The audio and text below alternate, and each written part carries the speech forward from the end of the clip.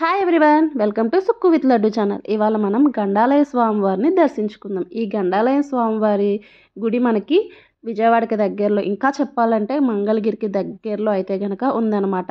ఖచ్చితంగా అమావాస్య రోజు మీరు కూడా ఎప్పుడైనా వెళ్ళాలి అని అనుకుంటే గనక వెళ్ళి మీ కోరికల్ని చెప్పుకోండి స్వామివారికి.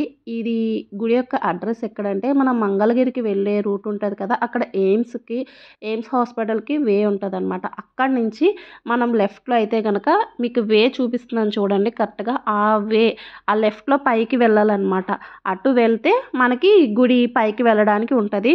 ఓన్లీ 2 వీలర్స్ మాత్రమే అలో చేస్తారు. ఎటువంటి ఛార్జెస్ అయితే ఉండవన్నమాట.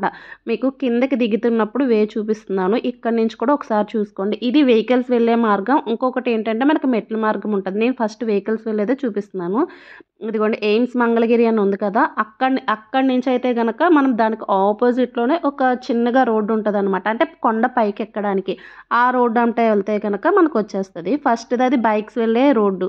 నెక్స్ట్ది ఏంటంటే మనకి పానకాల స్వామి గుడి ఉంటుంది కదా, పానకాల స్వామి గుడి దగ్గర గండాలయ స్వామి వారికి మెట్ల మార్గం అని ఉంటుంది.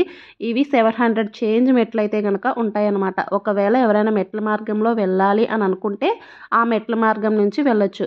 కొంతమంది ముసలి వాళ్ళు, పెద్దవాళ్ళు, లేదంటే చిన్నపిల్లలు ఉన్నవాళ్ళు మెట్ల మార్గంలో వెళ్ళలేము అనుకున్న వాళ్ళు ఇలా వెహికల్ మీద అయితే వెళ్ళొచ్చు. ఇక్కడ ఇది కొండ పైన అనమాట.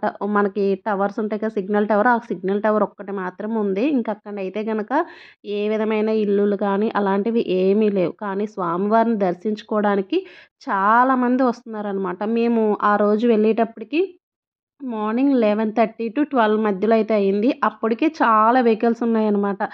ఆహ్, నేను కొండ దిగేదే చూపిస్తున్నా. ఎక్కేటప్పుడు ఎలాగైనా కూడా కష్టమవుతదనమాట. మెట్ల మార్గం అది చూపించాను కదా, మేము ఇలాగ వెహికల్స్ ఉన్నాయి కదా, ఓన్లీ గుర్తుపెట్టుకోండి, ఓన్లీ అమావాస్య రోజు మాత్రమే వెహికల్స్‌కి పైకి అలౌ చేస్తారనమాట.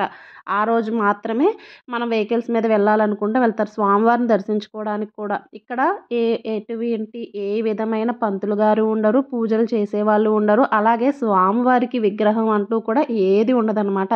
ఏ రూపం ఉండదు. ఓన్లీ మనకి నేను ఫస్ట్‌లో చూపించాను కదా, అఖండ జ్యోతి కింద ఉంది కదా, ఆ జ్యోతి మాత్రమే స్వామివారి రూపం అంతే. దానికే మనం నువ్వుల నూనె పోసి మనం దండం పెట్టుకోవాలన్నమాట. కిందకి వెళ్ళేదే ఎందుకు చూపిస్తున్నానంటే, పైకి వెళ్ళేటప్పుడు మాకు కూడా కష్టంగానే అనిపించిందనమాట. వెహికల్‌లో అయినా కూడా అప్ అనేది చాలా అప్ ఉంది. మన కనకదుర్గమ్మ తల్లి గుడి కూడా చాలా తక్కువ. మేము విజయవాడలో తిరిగిన ప్లేసెస్‌లో అయితే గనక ఇది అప్ ఎక్కడం చాలా అంటే చాలా కష్టమవుతుంది. ఒకవేళ వెహికల్‌కి ఏదైనా ఇబ్బంది ఉంది అన్నప్పుడు మాత్రం ఆ వెహికల్ ఏసుకెళ్ళొద్దు. ఎందుకంటే మధ్యలో ఆగిపోయిన దాన్ని పైనుంచి కిందకి తీసుకురావడం కూడా కష్టమే అనమాట. ఒకసారి గుర్తుపెట్టుకొని వెహికల్ ఏదైనా ఇబ్బంది ఉంటే కనుక వెళ్ళొద్దు. అలాగే కొంచెం హెవీ పర్సనాలిటీస్ ఉంటారు కదా, ఆ హెవీ పర్సనాలిటీ కూడా ఇలా పైకి ఎక్కేటప్పుడు బాగా బైక్ నడపడం వచ్చిన వాళ్ళతో అయితే వెళ్ళండి. నేనైతే గనక హెవీ పర్సనాలిటీ ఎవరైనా ఉంటే గనక వాళ్ళనైతే మెట్ల మార్గంతో వెళ్ళడానికే బెస్ట్.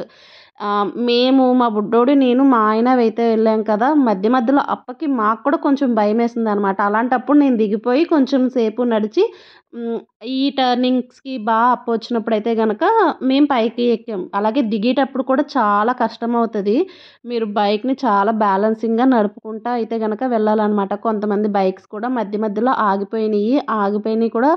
ఇంకా ఆగిపోయినప్పుడు మనం ఏం చేయలేం కదా, ఎందుకంటే ఇంజిన్ హీట్ ఎక్కేస్తది. మీకు అప్ ఉంది కదా, అప్ కాబట్టి మనం రైజ్ చేస్తూనే ఎక్కించాలి కదా, హీట్ ఎక్కిపోయి ఆగిపోతదనమాట. అలాంటప్పుడు వెహికల్ నడిపే వాళ్ళకి తెలుస్తా ఉంటది కదా, కొంచెం సేపు అయితే గనక ఆపేసి వదిలేసి కొంతసేపు అక్కడ కూర్చొని మళ్ళీ పైకి ఎక్కడానికి ట్రై చేయండి. అలాగే మెయిన్‌గా అయితే గనక వాటర్ బాటిల్స్ అనేవి ఇక్కడ మెట్ల మార్గంలో స్టార్టింగ్‌లో అయితే గనక అమ్ముతారు. మళ్ళీ పైన కూడా వాటర్ బాటిల్స్ అవి అయితే గనక నేనైతే చూడలేదు. మీరు ఓన్ వాటర్ బాటిల్ అయితే గనక క్యారీ చేసుకోండి. ఇక్కడికి మనం తీసుకెళ్లాల్సింది మెయిన్‌గా ఏంటంటే గనక నువ్వుల నూనె మాత్రమే మనం తీసుకెళ్లాల్సిందనమాట.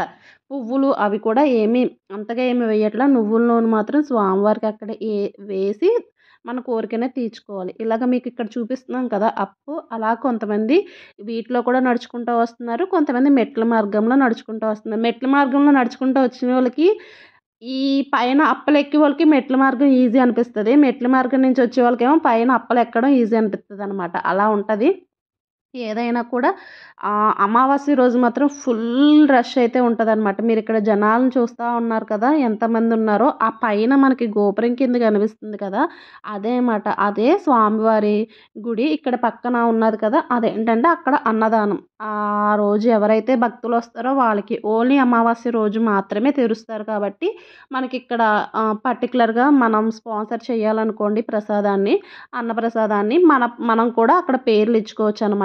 ఓన్లీ అమావాస్య రోజు మాత్రమే కాబట్టి అలాగా మీరు వెహికల్స్ చూసారా ఎన్నున్నాయో. మేము కూడా ఇలాగే ఇన్‌స్టాలోను, యూట్యూబ్‌లో రీల్స్ చూసి ఈ స్వామివారి గుడి ఇక్కడ ఉన్నది అని అయితే గనక తెలుసుకొని వెళ్దామని వెళ్ళాం. కానీ అప్పనేది చాలా ఉంది.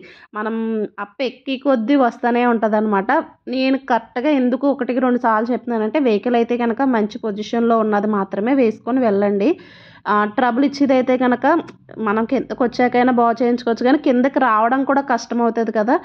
ప్రెగ్నెంట్ లేడీలు ఎవరైనా ఉంటే గనక దయచేసి వెళ్ళొద్దు. వెళ్ళకుండా ఉండడమే సేఫ్ అనమాట.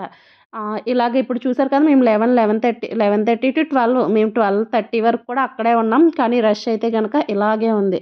మనం ఆయిల్ పోసి మాత్రమే దండం పెట్టుకుంటామనమాట. ఎటువంటి పంతులు గారులు గానీ ఎవ్వరు ఉండరిక్కడ. మనకు మనమే ఆయిల్ పోసి స్వామివారికి మన కోరిక ఏదైతే ఉందో ఆ కోరికని ఆయనకి చెప్పుకొని రిటర్న్ వచ్చేస్తాం. అయితే ఇక్కడ వాలంటీర్‌గా కొంతమంది ఉన్నారు. ఎందుకంటే మాకు భక్తి వచ్చేయాలి అన్నట్టు ఎక్కువసేపు అక్కడే దండం పెట్టేసుకొని ఉంటారు కదా! అందు గురించి మిగతా వాళ్ళకి ఎనకాల ఎండలోనే నుంచొని ఉండాలి కదా! ఇక్కడ ఎటువంటి షెడ్స్ అవేం లేవు కదా! అందుకని వాలంటీర్‌గా వాళ్ళుండి కొంచెం ఎదరికెళ్ళండమ్మా తొందరగా అని చెప్తున్నారనమాట. ఇలాగ ఆయిల్ తెచ్చి ఇందులో పోసేయడమే. మనకి 365 రోజులు ఈ జ్యోతనేది అలాగా వెలుగుతూనే ఉంటదంట. వర్షం, ఎండ, వాన ఏట్లితోని సంబంధం లేకుండా అలా వెలుగుతానే ఉంటది అనైతే గనక చెప్తున్నారనమాట. ఒకసారి వచ్చిన వాళ్ళు వాళ్ళ కోరిక ఏదైతే ఉందో అది చెప్పుకొని అది నెరవేరిన తర్వాత మళ్ళీ వస్తారు అనైతే గనక చెప్తున్నారు. నాకు కూడా చాలా ఆశ్చర్యంగా అనిపించిందనమాట. అంత పైన ఉన్న గుడిలో కూడా చాలామంది ఇంకా వెళ్తున్నారు కదా! వెళ్తున్నారు ప్లస్ ఇలాగా ప్రసాదం. అలాగే ఇక్కడ మేకలు కూడా ఉన్నాయి. అంటే మేకలు తప్పితే ఇంకేం లేవు. అంటే మేకలు అంత పైకి ఎక్కుతాయా అన్నట్టయితే గనక మాకు ఆశ్చర్యం అనిపించిందనమాట. ఏమైనా కూడా విజయవాడలో దర్శించుకోవాల్సిన ప్లేసెస్‌లో ఇది కూడా ఖచ్చితంగా ఒక్కటి అనైతే మాత్రం ఖచ్చితంగా చెప్తున్నాననమాట. ఎలాగైనా ఇక్కడికెళ్ళిన తర్వాత మనం దిగిన తర్వాత పానకాల స్వామి గుడికి ఆటోమేటిక్‌గా వెళ్తూనే ఉంటాం. ఎందుకంటే అక్కడే కాబట్టి అక్కడక్కడే పక్కనే కాబట్టి వెళ్తూనే ఉంటారనమాట. ఒకరోజు ఖచ్చితంగా అమావాస్య రోజు మాత్రమే తెరుస్తారు కాబట్టి అమావాస్య రోజు మాత్రమే వెళ్ళండి. ఎందుకంటే ఈ గుడి రష్ ఉంది. అలాగే పానకాల స్వామి గుడి రష్ ఉంది. అన్ని గుళ్ళు రష్ ఉంది.